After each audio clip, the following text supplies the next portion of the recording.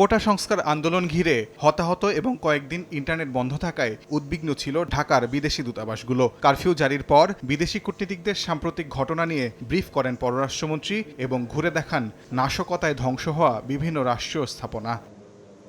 তবে এরপরেও কোটা আন্দোলন ঘিরে সহিংসতা, আইন শৃঙ্খলা বাহিনীর ভূমিকা নিয়ে নানা প্রতিক্রিয়া দেখিয়েছে আন্তর্জাতিক মহল। উদ্বেগ জানানোর পাশাপাশি হতাহতের ঘটনায় সুষ্ঠু ও নিরপেক্ষ তদন্তের আহ্বান জানিয়ে বিবৃতি দিয়েছে জাতিসংঘ, মার্কিন পররাষ্ট্র বিষয়ক সিনেট কমিটি এবং ইউরোপীয় ইউনিয়ন।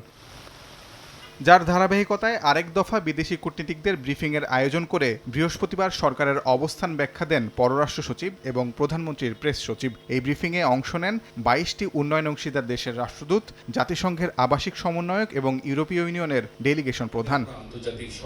১.৫ ঘন্টার ব্রিফিং শেষে পররাষ্ট্র সচিব জানান, চলমান ঘটনা নিয়ে সরকারের ব্যাখ্যা জানতে আগ্রহী ছিল কয়েকটি দেশ। নানা গুজব ছড়াচ্ছে, সেগুলো স্পষ্ট করতে বিদেশি মিশনগুলোর সঙ্গে সম্পৃক্ততা চলমান রাখবে সরকার।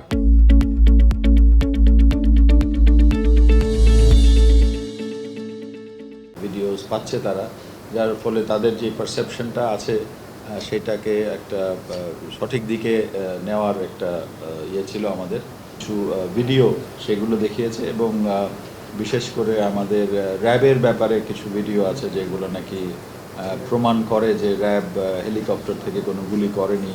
এদিকে হতাহতের ঘটনায় সরকারের গঠিত তদন্ত কমিটিকে জাতিসংঘ কারিগরি সহায়তা করতে চাইলে আপত্তি নেই সরকারের। কমিশনের কাজের সহায়তার জন্য বিশেষ করে টেকনিক্যাল অ্যাসিস্ট্যান্স যদি কারো কোনো স্পেসিফিক অফার থাকে তো সেটা আমরা we are open to consider that, but এই মুহূর্তে আমরা আরেকটা সেপারেট বা একটা প্যারালাল কিছু আমরা করতে চাই না আমরা দেখতে। তবে সাম্প্রতিক ঘটনা আন্তঃরাষ্ট্রীয় সম্পর্কে কোনো বিরূপ প্রভাব ফেলবে না উল্লেখ করে সরকারের প্রতি বিদেশিদের অনাস্থা নেই বলছেন প্রধানমন্ত্রীর প্রেস সচিব। ফুল কনফিডেন্সই দেখাচ্ছে।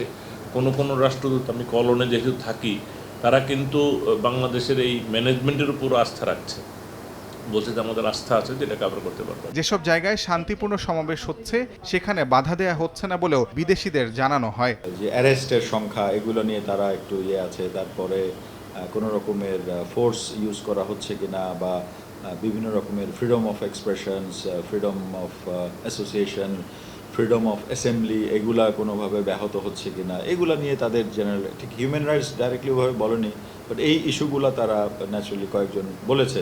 এবং আমরা বলেছি যে গতকালে যে আমরা দেখলাম যে পিসফুল যে অ্যাসেম্বলিগুলো হয়েছিল সেগুলো কিন্তু কোনো সমস্যা হয়নি। তাজওয়ার মাহমিদ, সময় সংবাদ, ঢাকা।